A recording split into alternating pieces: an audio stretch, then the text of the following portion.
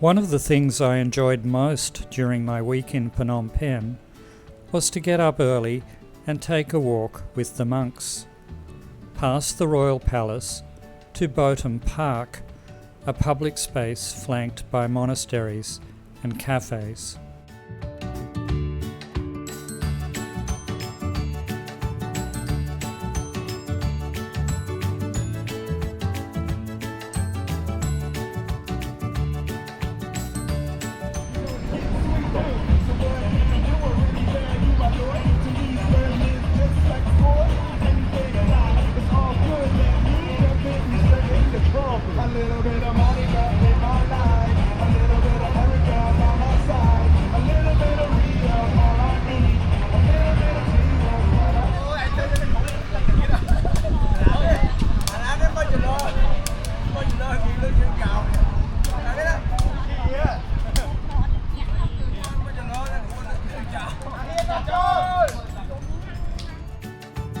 The royal palace sits on the riverbank at the point where two rivers, the Tonle Sap and the Mekong, merge. The current structure is around 100 years old, but the Cambodian monarchy can be traced back to the 1st century, to the ancient kingdom of Phnom.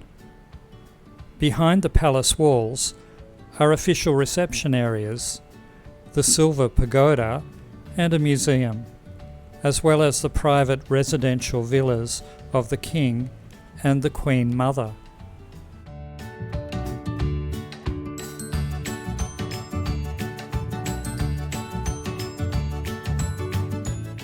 The Queen Mother's image appears in many places around the city. Winner of a beauty pageant, she attracted the admiration of King Norodom Sihanouk, and in 1955 became his secondary consort. She was queen from 1993 to 2004. Their son, Norodom Sihamoni, was crowned king upon his father's abdication in 2004. He is a devoted Buddhist, an active philanthropist, and a distinguished promoter of the arts in Cambodia. Near the palace is a padlocked royal garden, which has an intriguing feature. Around the whole of its perimeter runs a big snake, or naga in the Khmer language. The naga is the most potent symbol of Cambodia, tying together the ancestry of the Khmer people, the monarchy, and Buddhism. According to legend, a naga created the land of Cambodia by draining the sea. He gave the land to his daughter and a foreign king, from whose union the ancestors of the Khmer people were born.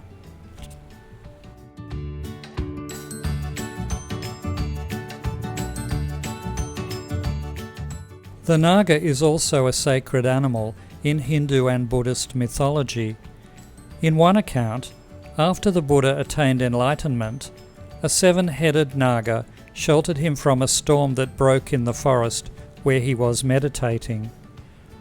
The naga is a prominent symbol at Wat Phnom, located just a few kilometres from the palace at the northern end of Priya Norodom Boulevard.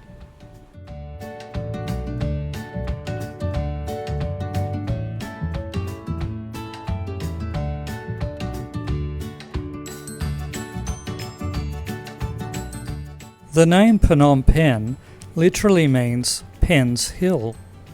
The hill on which the Wat or pagoda stands is the only hill and the highest point in the city. So who was Pen? Just outside the grounds of the pagoda is a statue of Grandmother Pen, the revered founder of the city. This area was settled around the 5th century, but it was not until the late 14th century that the defining moment occurred. According to legend, Grandmother Pen was gathering firewood when she noticed a large tree trunk floating on the river. Inside the tree, she found 4 Buddha statues. Taking this as an auspicious sign, she commissioned the building of the hill and upon it a temple. At that time, the Khmer kings ruled from the city of Angkor Thom, the ruins of which can be seen near the modern city of Siem Reap. In 1432, King Phonhea Yat decided to relocate his capital to Phnom Penh following the capture of Angkor Thom by Thai forces in 1429. A stupa was erected at Wat Phnom to house his remains.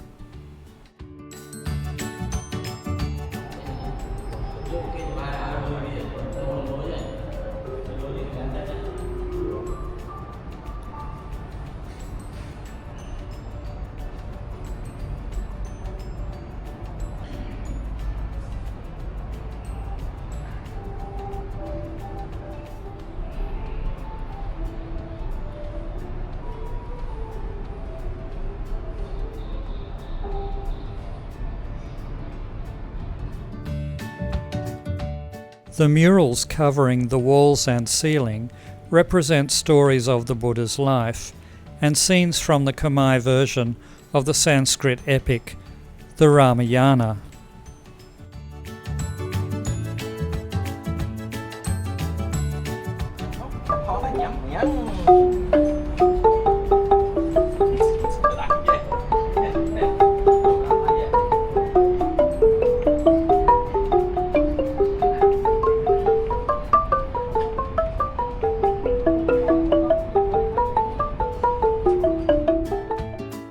Around 97% of Cambodians today are Buddhists. That, and the close association between Buddhism and the state, explain the prevalence of monks around the palace and Botham Park during my morning walks.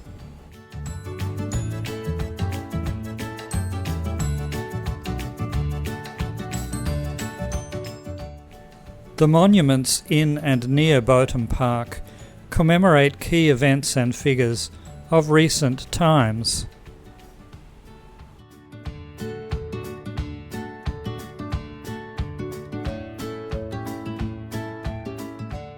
The rather lovely lotus-shaped Independence Monument recalls Cambodia's independence from France in 1953.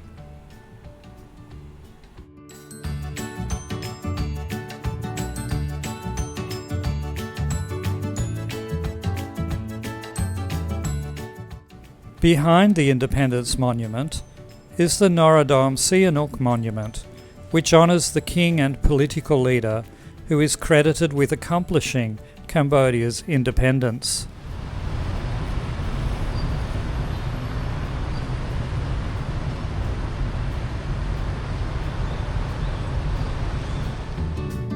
In Botham Park is another monument that I like to visit.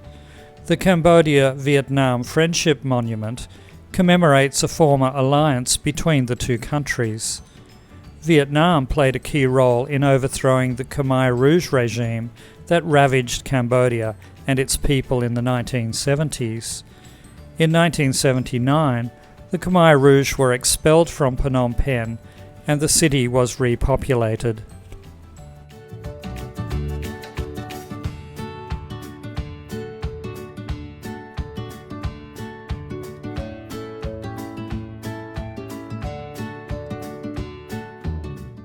Since my first visit some 20 years ago, Phnom Penh has thrived. The most visible signs of development are the skyscrapers.